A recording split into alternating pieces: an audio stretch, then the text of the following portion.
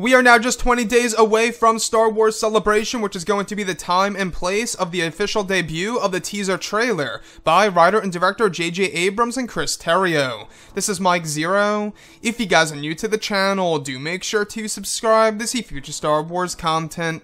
Now, one thing I will say that a lot of fans are truly looking forward to seeing in this movie are the action sequences involving the legacy characters as well as the sequel ones and the new ones that will be a part of this movie in order to move the characters like Kylo Ren and Rey forward in this plot. Now, these past couple of weeks or so, we've been learning a whole lot more about this film when it comes to some of the set leaks, the set designs, the concept art and storyboard descriptions, etc. One of which has all to do with one of the major action sequences in the third act of the film.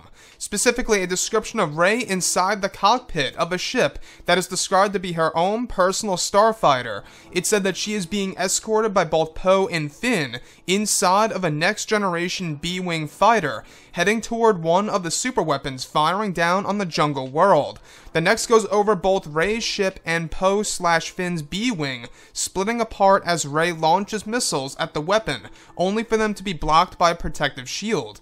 Another goes over a large First Order finalizer, launching dozens of new TIE echelons, cruising their way toward the Resistance fleet, where eventually the sledgehammer ship by the Resistance releases loads of X-Wings and A-Wings to combat against the echelons. It's said to be a space battle like never before, with many losses and sacrifices. The last goes over Leia on board of the sledgehammer, ordering to fire their cannons against the weapon, where it's said that Leia begins to feel her son's presence again as he approaches the fleet in his new white shuttle.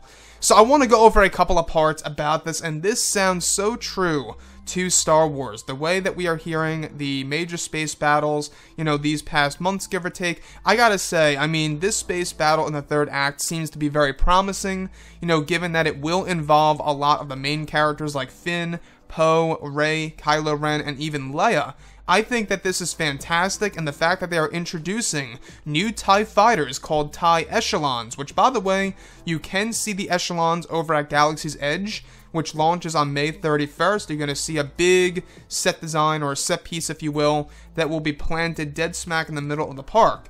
So what's really interesting to me about this is that there is a moment between both Rey, Finn, and Poe where Finn and Poe are actually escorting Rey while she's inside of her E-Wing-like starfighter, where they eventually split up, where both Finn and Poe inside of a new B-Wing fighter, they go their own way and Rey goes her own way toward the major superweapon that's firing down on this mysterious green world. So this green world, most likely, like I say, it is indeed the jungle world. We do know that there's at least one jungle world in Episode 9, as well as 2 desert worlds in this movie, which is likely to be both Jakku and Tatooine. But I digress. What's really intriguing about this, though, is that there's a moment between both the First Order finalizer and, of course, a large Resistance sledgehammer ship, which, by the way, is a ship by Leia that is able to rip through any kind of starfighter or, any kind of, any kind of Star Destroyer that belongs to the First Order, basically is able to rip through it as if it's a toy.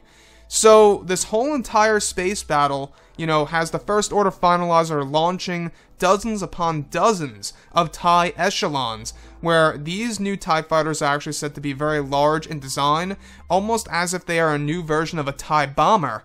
And they're actually going toward a whole entire fleet of the Resistance, where they eventually launch, tons and tons of X-Wings and A-Wings, pretty much clashing into each other, fighting each other, where a lot of sacrifices and losses are made.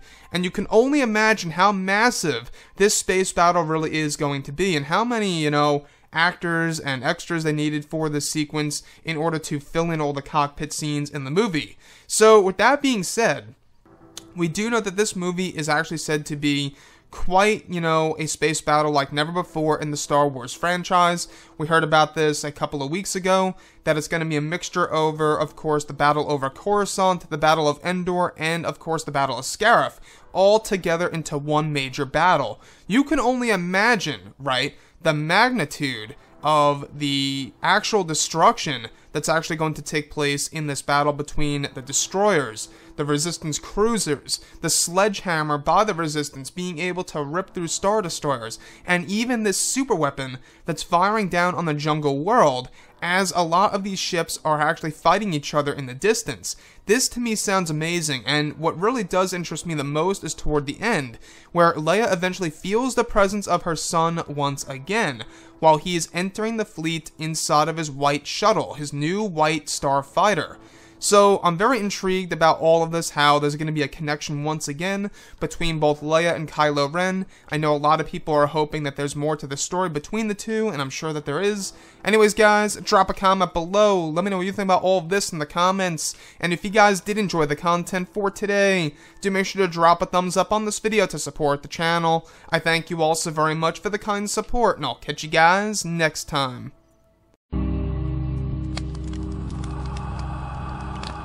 Gun